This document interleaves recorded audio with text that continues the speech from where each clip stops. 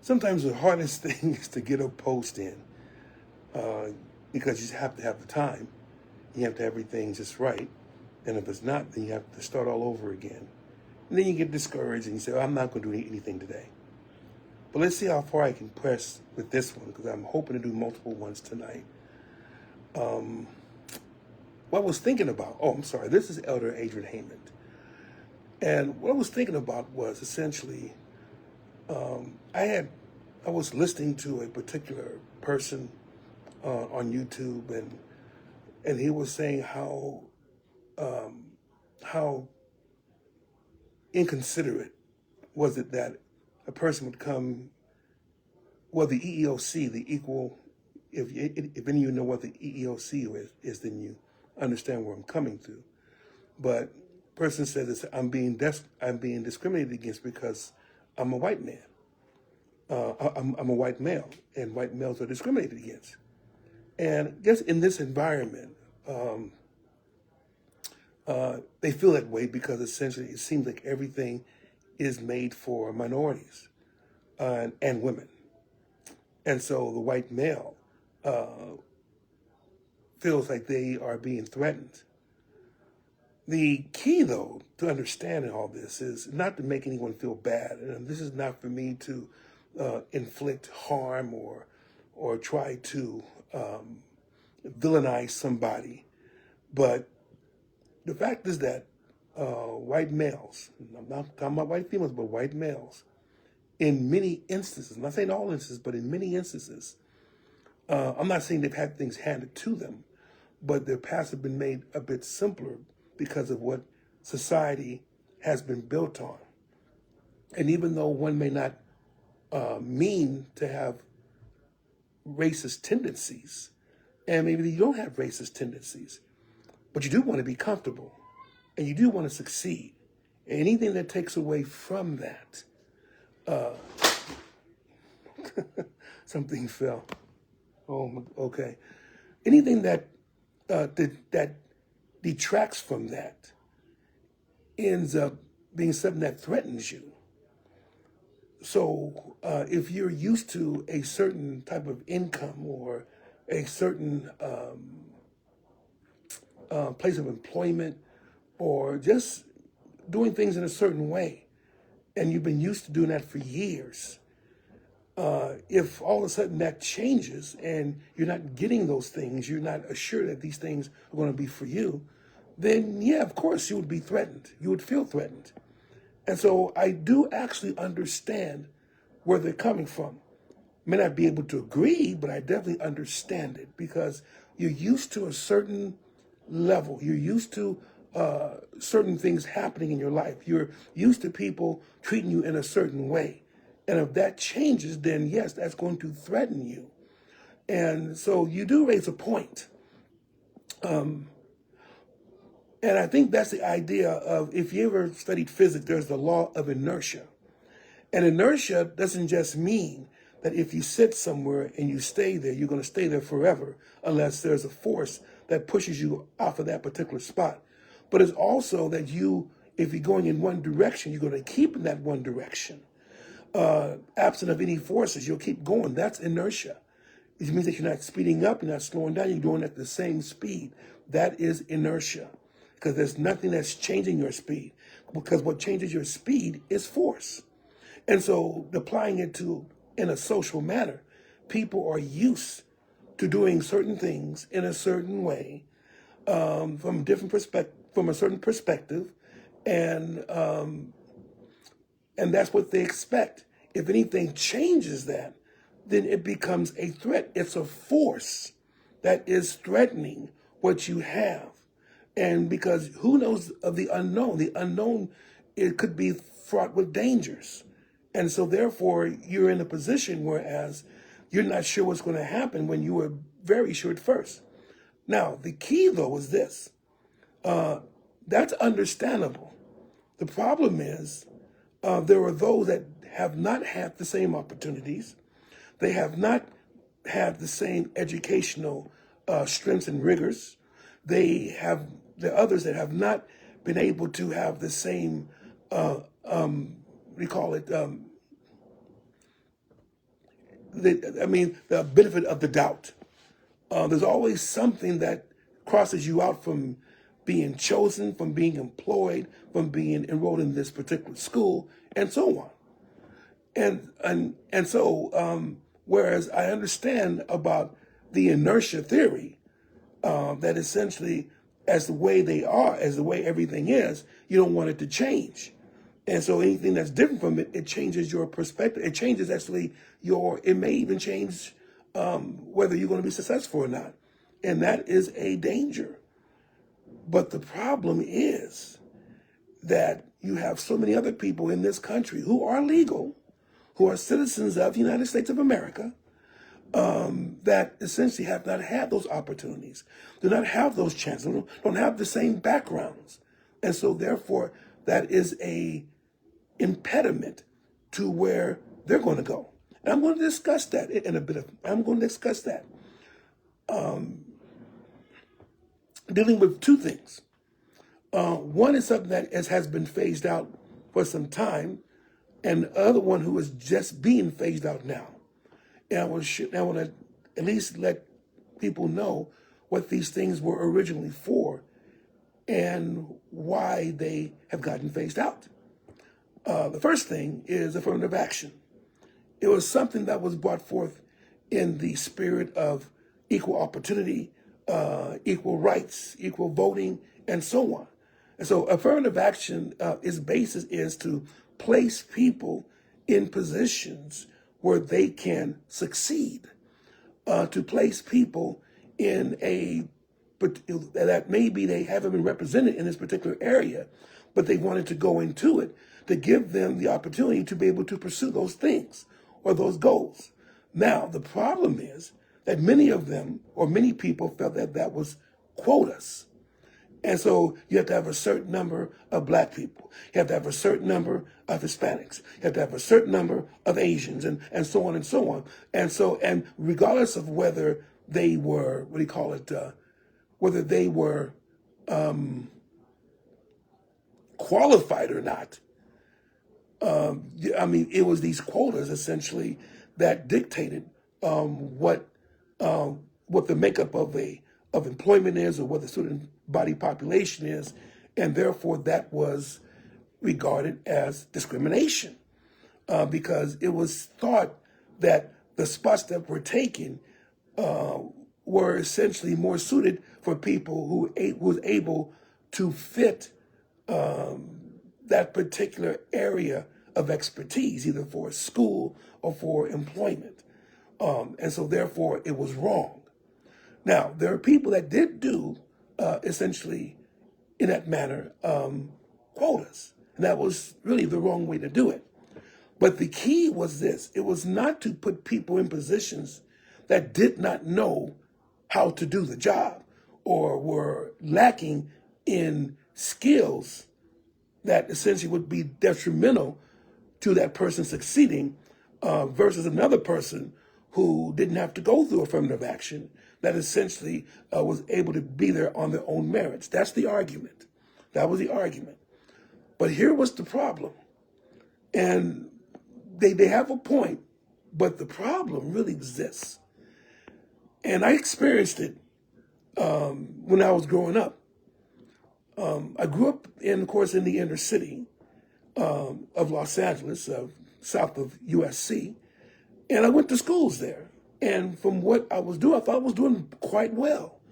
My grades were high, and essentially, I wanted to go to UCLA. I figured that with my grades that way, that I should be able to make it. And then came high school. I transferred to a school called Dorsey, where my brother was, Dorsey High School.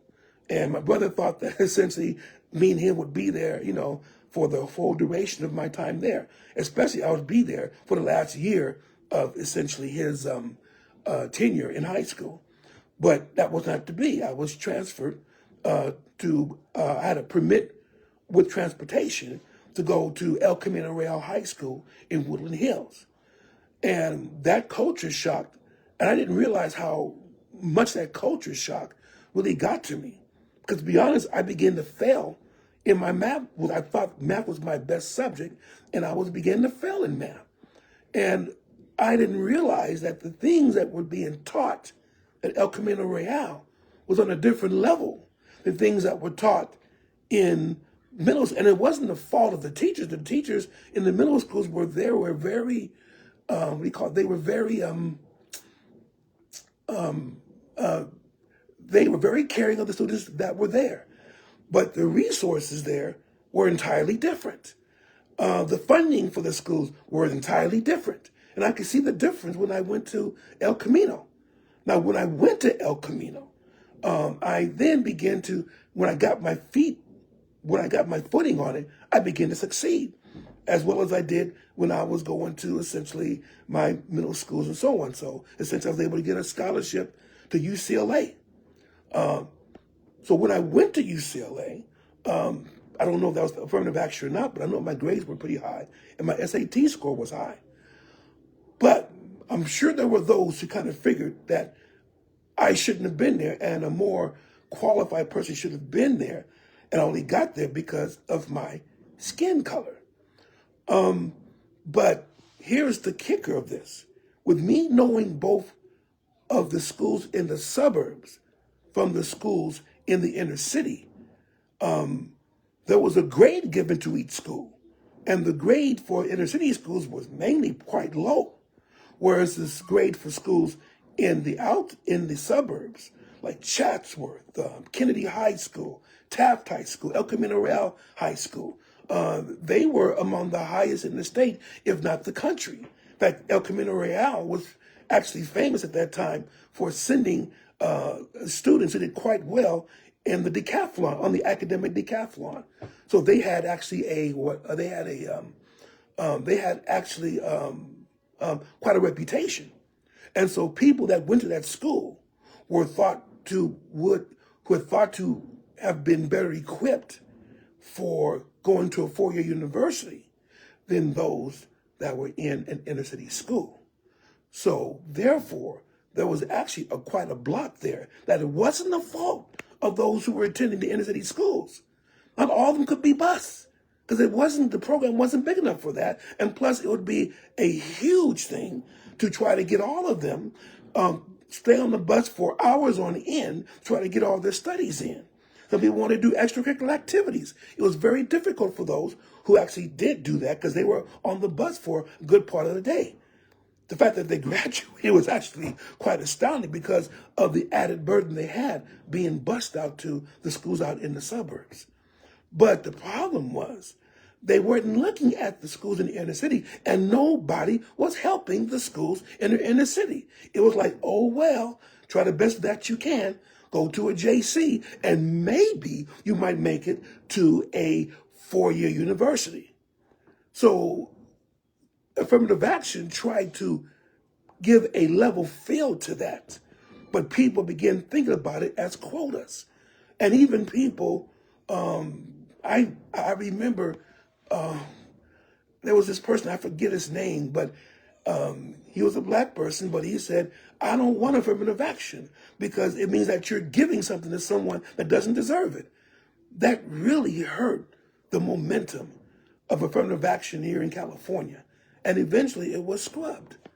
It was scrubbed.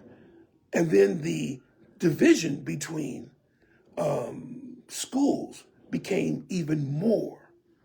So those that were going, again, may have achieved high grades in high school, but because of the school they went to, they weren't going to go to a four-year college, not without going to a two-year first. And then depending upon what the two-year college was, they looked at that and say, okay, can we put them in a four-year?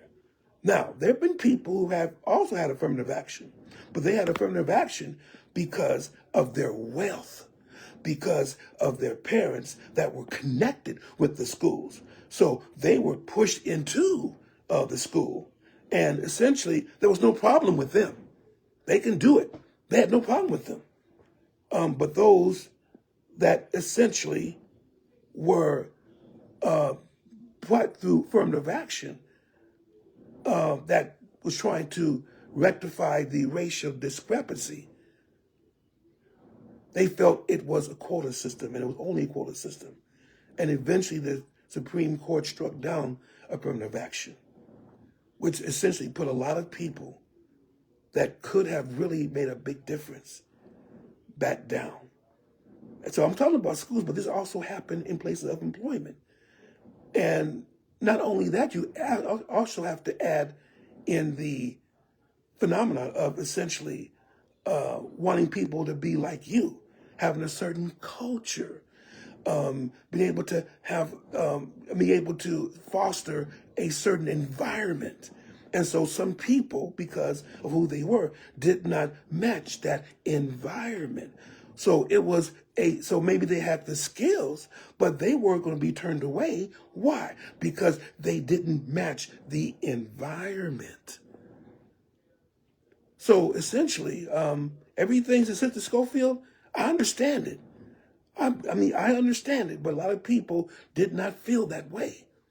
And that's why it ended up being, and it ended up being revoked by the Supreme Court.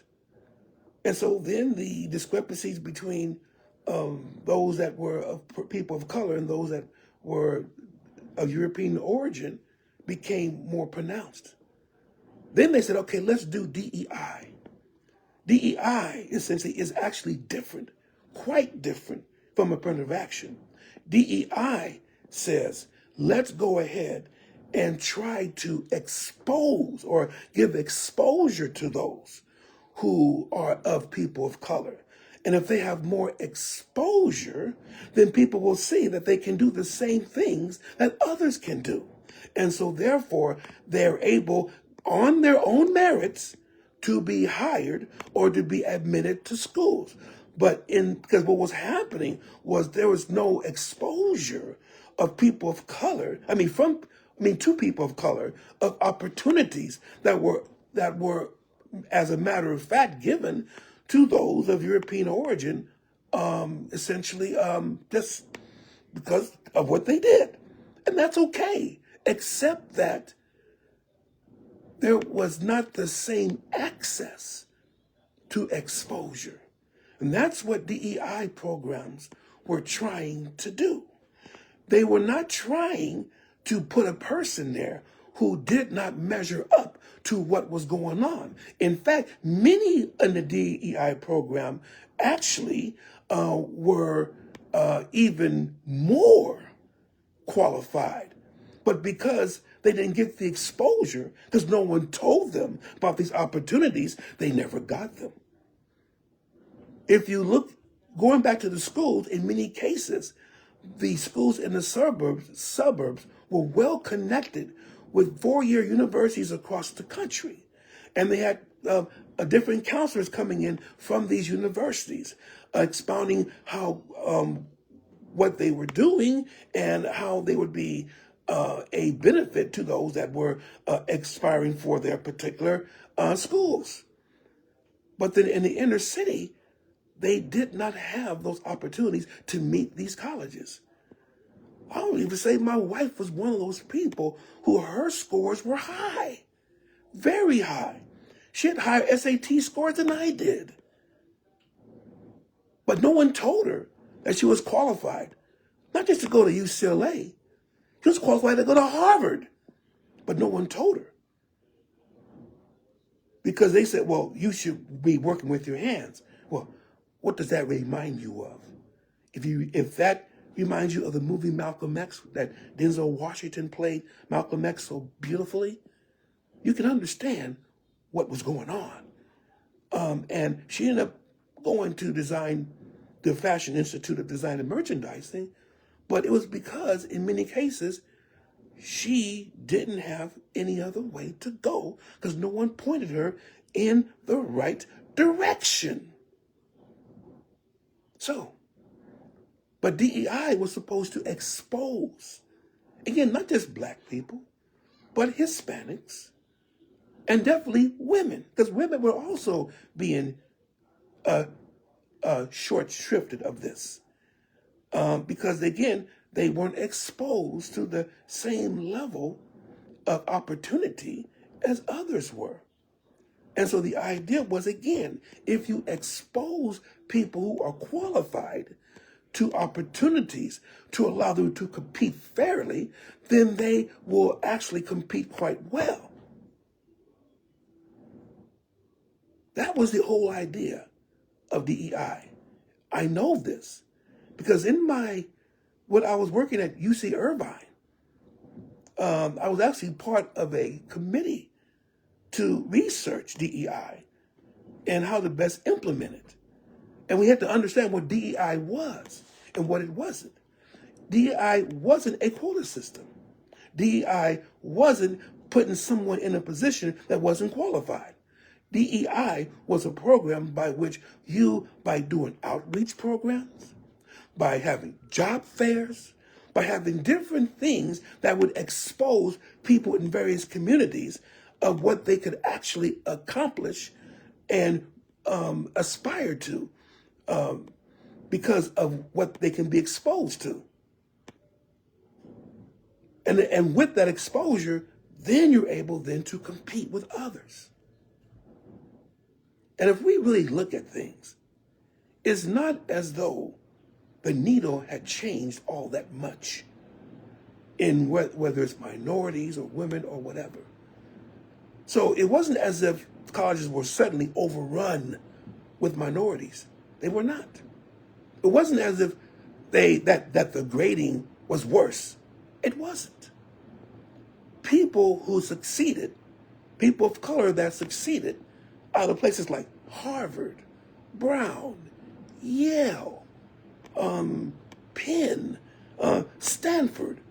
They did it on their own merits because once you got to that college, you had to stand on your own 2 feet. They put you through the same rigors as everybody else. Maybe you had a little extra help with essentially maybe counseling. But much of that was dealing with the society or dealing with a multicultural place instead of being in a place where you were among everyone was just like you. And that had to be resolved as well. But the key here is this. The threats to the status quo, and that's really was the whole idea. The threats to the status quo was that people who had advantages based on that status quo would no longer have that advantage. They would have to compete based upon their own merits. Some people were okay with that, many were not. And so that's why those that were afraid, they clamored and they screamed and they said, that's not fair because you're giving opportunities to other people who weren't qualified. And that was absolutely not the case. The key here is this. If it's not DEI, if it's not affirmative action, then the question becomes, what can we do to ensure that people from different backgrounds have the same opportunities, not put them in a job because of a certain color, but they have the same opportunities to succeed as everybody else. Some would say, that's not how life is. Life isn't fair. Sorry. Lift up by your own bootstraps. In fact, I could point you to people that succeeded on their own bootstraps. Clarence Thomas, for instance. Okay. But that may have been an exception. The exception does not prove the rule. Understand that. And I'm sure people know this. The exception does not prove the rule. The exception is an exception. You have to look at all of the data. And even people like Clarence Thomas have to one day understand that. Maybe they may not understand it right now. But, I know what that person was. That essentially did not like affirmative action. Ward Connerly, that's right. Ward Connerly, he was a regent of the UC campuses. And he was one person who spoke out against affirmative action. And he was black. And he figured, if I can do it on my own, then why can't others?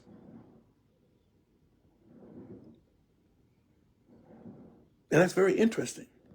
Because in this society, for people who can't feed themselves because of poverty, we have programs for them to help them survive. For those who are not able to get the first-class medical attention that they may need, depending upon your income, then you're able to receive some of that subsidized by the government. What about the minds who are being wasted because they are receiving inferior resources and don't have the same opportunities to be exposed to what could put them in a successful place? We have to think about that. I'm talking to saints, really. If we want to be really about what everyone equal, we have to actually show that everyone's equal. And having someone compete from a disadvantage just because it's been status quo for hundreds of years, that doesn't mean it's fair. Jesus, yes, the world is not fair. The world, you're right, the world is not fair. But God is fair. Jesus is fair. We should be able to, because let's, one last thing. If we're talking about pull up from your own bootstraps, that's not what God said. God said, I will help you when you need help. Jesus said, I will be with you always, even to the end. So the disciples weren't left to pull themselves by their own bootstraps to preach the gospel. They were given help. Why not do the same thing to those who have consistently been less fortunate in terms of what they have received? I'm not talking about give them a job when they're not qualified for it, or even give them the job when they're not the most qualified for it. But give them a chance to compete by giving them resources that others may have and giving them opportunities to actually compete for those positions, whether it's academic or whether it's job related. That's all I'm saying. This is not a racial issue in terms of who's better and who's worse. No. This is just in the spirit of Christ that we end up treating everyone the same. And how about the parable of the one lost sheep? That's not just for being saved. We have lost sheep in this country. Instead of cutting them off and saying, you got to go bear the wolves alone, and go bear the wolves, but you got a whole flock of people that are helping each other. Shouldn't we help those that do have the capability but don't have the resources and who find themselves in a very hard way? Think about that. God bless you. God keep you. If you wish to dispute this, that's fine. I'll try to answer whatever questions you have. But if we're going to be equal, let's treat everyone as equals and understand that some people do need help. Jesus did. Why not us? God bless you in Jesus' name.